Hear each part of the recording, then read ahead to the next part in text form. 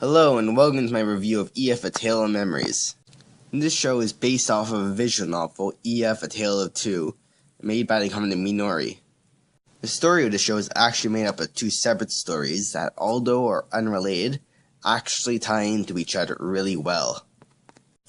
Now, the first story is about upcoming manga artist by the name of Hiro Hirono, and a love triangle between his childhood friend, Kei Shindo, and a delinquent girl he met on Christmas by the name of Miyako Miyamura.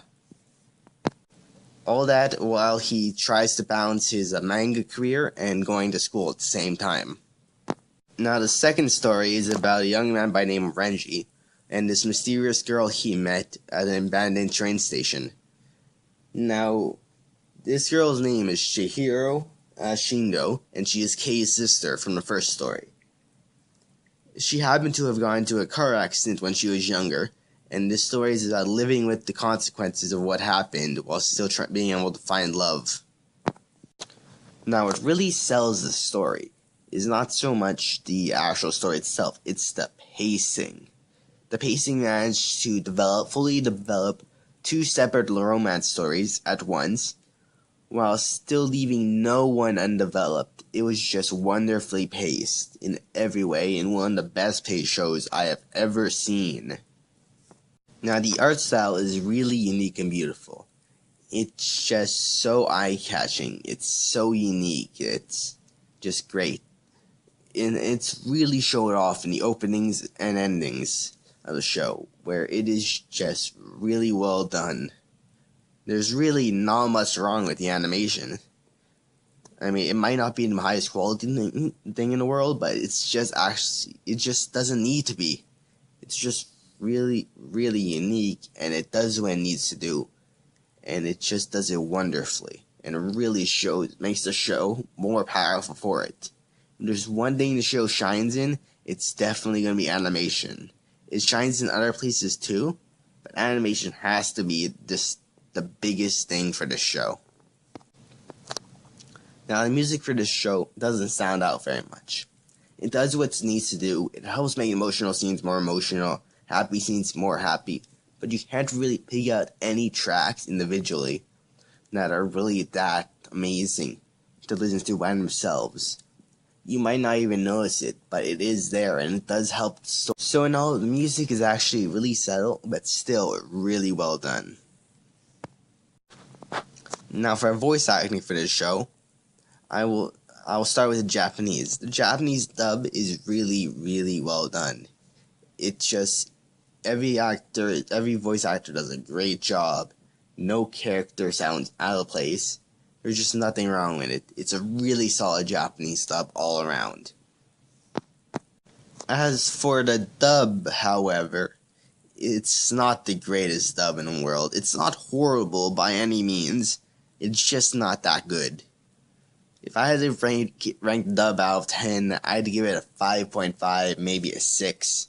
It's not horrible, it's not unlistenable by any means. It's just not that good. Although I found that a lot of problems with the dub was just miscast. I mean, Greg Aries should not have been Hiro.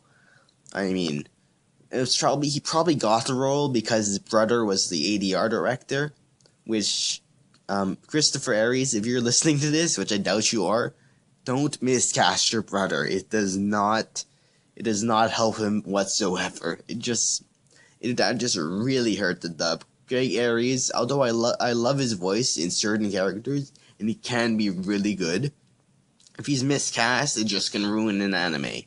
A dub. It can just ruin it if he's miscast. So it's very important that he's actually cast in the proper role. Because he really is actually a good voice actor. He gets miscast a lot. Which is why there's so much hate against him. As for the other characters other voice actors in the dub, they're okay. I mean, they've done better. I mean, Lucy Christian, she has done better voices before.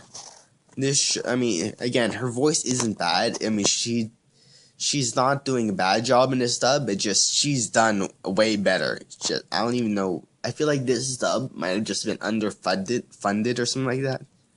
because it should be better considering the voice actors are pretty experienced.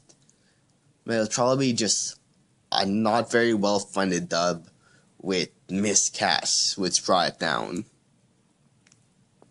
But what can you do? So for this show in particular, I'd recommend you watching Japanese with subs. But unless you just really like dubs, which in that case, you won't really be that disappointed with the dub. Like I said, it gets a 5.5 to a 6, and just really nothing stand out about it. Nothing that really makes it good. Now for the scores. This show gets a 9 for animation for being just really well animated and just being incredibly uniquely animated, which just gives it extra points for the uniqueness it brings to the table. It gets a 7.5 for sound because of the great music and great Japanese dub. The English dub brings it down a little bit, but it's still pretty good. The characters gets an 8.7 because there's really no bad characters. Everyone's strong, but there are a few characters that just need a little more development. Also, and for enjoyment, I give it a 9.5 since I extremely enjoyed watching this anime and is one of my favorites.